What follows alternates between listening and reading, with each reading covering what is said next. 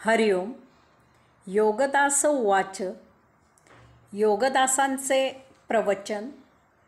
संचित भाग 3. धारण केलेला देह, विचार आणि संस्कार नियंत्रित करून संचित नष्ट करण्यासाठी आपल्याला आपण धारण केलेल्या देहाची, इंद्रियांची, आत्मतत्वाची पूर्णपणे साथ मिळते. याची 3 कारणे आहेत. 1. देह. आपला यमधर्माप्रमाणे पुनर्जन्म होत असतो. यमधर्म आपले संचित काय आहे हे पाहून ते सर्वच्या सर्व संचित याच जन्मी पूर्णपणे नष्ट होईल आणि याच पुनर्जन्मात याच देही अंशात्मा यमधर्मापासून मुक्त होईल असाच देह धारण करून देतो. अशा प्रकारे याच जन्मी संचित नष्ट करून याच देही सायुज्यमुक्त म्हणून जीवन जगण्यासाठी योग्य असा देह धारण केलेला असतो. संपूर्णपणे संचित याच जन्मी नष्ट करायला आपण उद्युक्त झालेले आहोत. यासाठी स्वाभाविकच देहाकडून साथ मिळते. 2. इंद्रिये. इंद्रिये ही आपण देहावर धारण केलेली आहेत. इंद्रिये ही आपलीच अभिव्यक्ती आहे. ती आपली आहेत, यामुळे त्यांना हाताळणे, त्यांना नियंत्रित करणे किंवा त्यांनी आपल्याला संचित नष्ट करण्यासाठी साथ देणे हे स्वाभाविक शक्य होते. 3. आत्मतत्व. परमात्म्याने येथे अंशात्मक स्वरूपात ही सृष्टीलीला अनुभविण्यासाठी देह धारण केलेला आहे. परंतु दुर्दैवाने देह भौतिकाच्या आकर्षणात अडकतो, त्यामुळे अंशात्मा संचितात अडकतो आणि सृष्टीलीला अनुभविणे राहून जाते.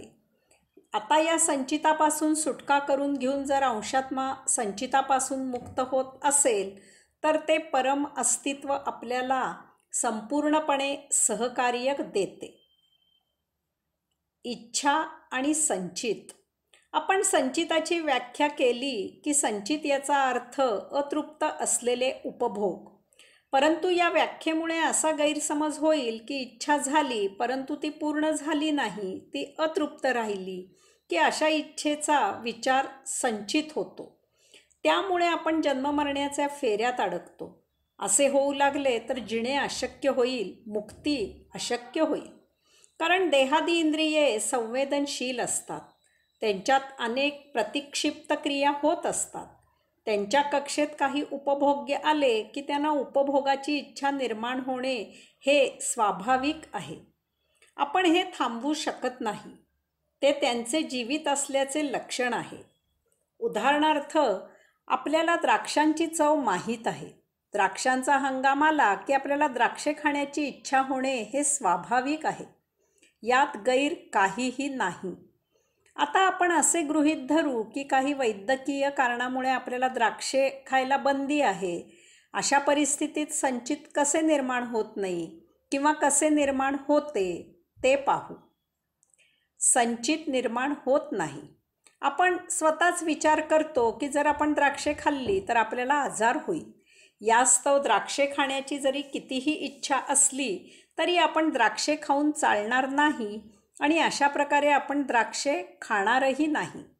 येथे संचित निर्माण होत नाही, कारण द्राक्षे खाण्याची इच्छा अतृप्त राहिली नाही. ती इच्छाच क्षीण दीनहीन झाली आणि नष्ट झाली. संचित निर्माण होते. आपल्याला वैद्यकीय दृष्टिकोनातून द्राक्षे खाण्याला परवानगी नाही असे असले तरीही आपण आतल्या द्राक्षे खाण्याची इच्छा करत असतो. आपण द्राक्षे खाण्यासाठी झुरतो. चोरून द्राक्षे खायला मिळतील का याचा विचार करतो. यात हंगाम संपतो. आपली द्राक्षे खाण्याची इच्छा आपणच जागवलेली असते. ती अतृप्त अवस्थेत तशीच राहते आणि त्याचे संचित तयार होते. यासाठी एक फार साधे परंतु महत्त्वाचे तत्त्व लक्षात घ्यावे. जर आपल्या संचितात एखादा उपभोग असेल तर नियती नैसर्गिकपणे तो उपभोग घ्यायला आपल्याला मिळावा म्हणून सोय करते, तशी परिस्थिती निर्माण करते. याचा अर्थ इतकाच आहे की कोणतीही इच्छा झाली तरी ती वास्तवाच्या कसोटीवर घासून पाहावी, मग त्यावर निर्णय घ्यावा.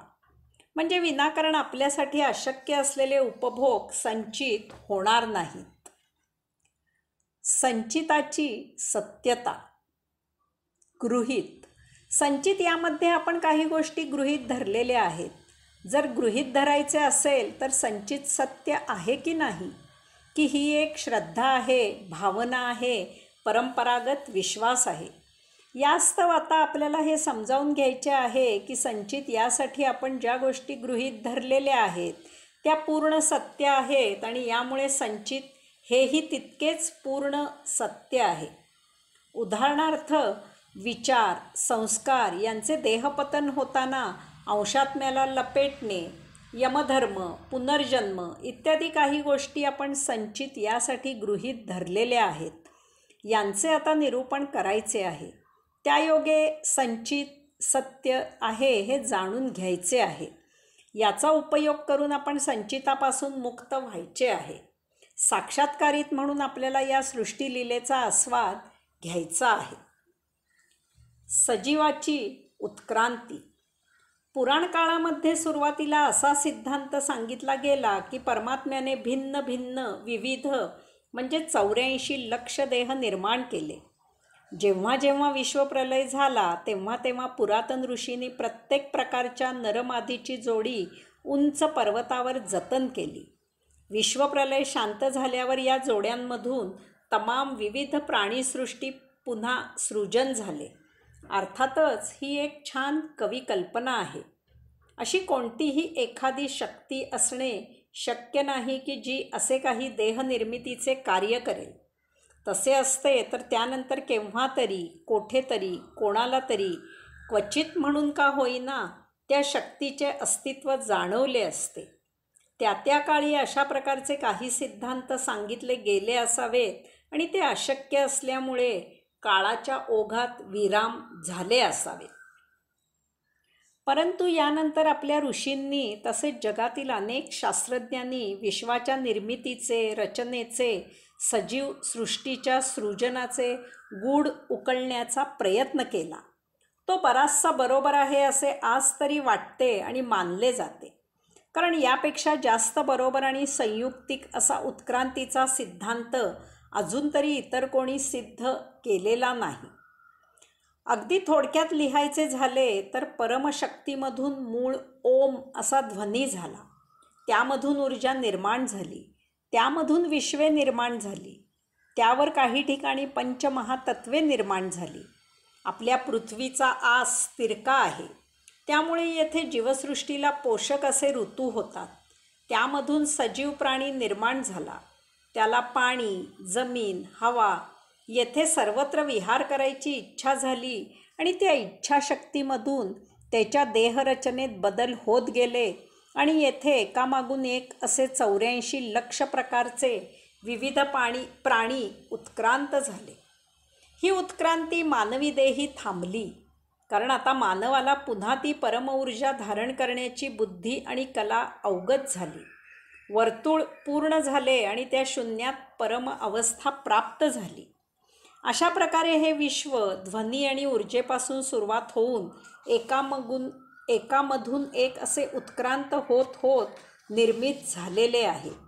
ते एकमेकाला जोडलेले आहे. येथे भिन्न असे काहीही नाही. सर्व काही एकाला एक जोडलेले आहे. आकार, विकार, स्वभाव इत्यादी भिन्न असले तरी तो सुदूरदृष्टीचा विचार करता आभास आहे. यास्तव भगवान आद्य श्री शंकराचार्य म्हणतात, ब्रह्म सत्या जगत मिथ्या. संपूर्ण विश्व एकमेकाला इतके जोडलेले आहे की एखाद्या गृहावर घडलेली प्रत्येक घटना संपूर्ण विश्वावर परिणाम करते आणि अनंत काळ करत राहते. मनुष्येतर सजीवसृष्टी. सर्वप्रथम आपल्याला संचितासाठी मनुष्येतर सजीवसृष्टीचा विचार करायचा आहे. कारण मनुष्य प्राणी हा इतर सजीवसृष्टीमधून सर्वात शेवटी उत्क्रांत झालेला आहे. यास्तव मानवी देह धारण करण्याआधी आपले नक्की काय स्वरूप होते ते जाणून घ्यायचे आहे. मनुष्येतर सजीवसृष्टी ही भूत आणि भविष्यामध्ये जगत नाही. आत्ता येथे आणि येथे आत्ता बस इतकेच आयुष्य आहे. मागे काय झाले ते झाले, त्याची स्मृती जागवायची गरज नाही आणि पुढे काय होईल ते होईल त्याचा विचार करण्याची गरज नाही. यास्तव त्यांना स्मृतीची आणि विचारांची गरज नाही. यामुळे मनुष्येतर सजीवसृष्टीला स्मृती अति क्षीण प्रासंगिक असते. अर्थातच नियमाला अपवाद हा आहेच. उदाहरणार्थ, कुत्रा जवळजवळ 850 भिन्न प्रकारचे वास लक्षात ठेवतो असे म्हणतात. परंतु याचा उपयोग तो त्याचे भक्ष्य शोधायला, संरक्षण करायला किंवा अशाच काही प्रकारे करतो.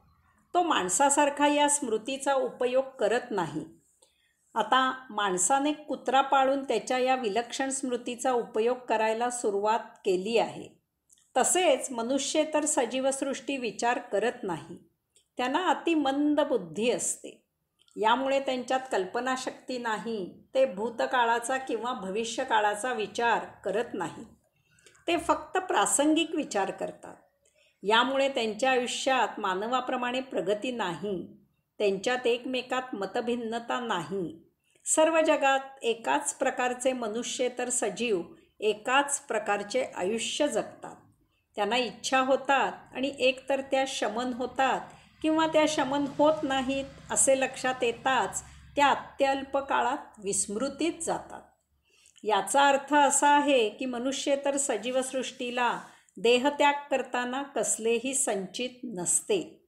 ते मुक्त असतात. यामुळे त्यांची एका योनीमधून त्या पुढील योनीत सहजच उत्क्रांती होते. त्यांचा त्याच योनीत पुनर्जन्म होत नाही. आता पुन्हा येथे कदाचित काही अपवादात्मक गोष्टी घडून एखाद वेळेस एखाद्या मनुष्येतर सजीवसृष्टीला त्याच योनीत परत जन्म घ्यावा लागत असेलही. परंतु हे फार क्वचित घडते आणि असे जन्म अगदी कमी होतात. मनुष्येतर सजीवसृष्टी एकाच योनीत जन्मोजन्मी अडकत नाही. हरिओम.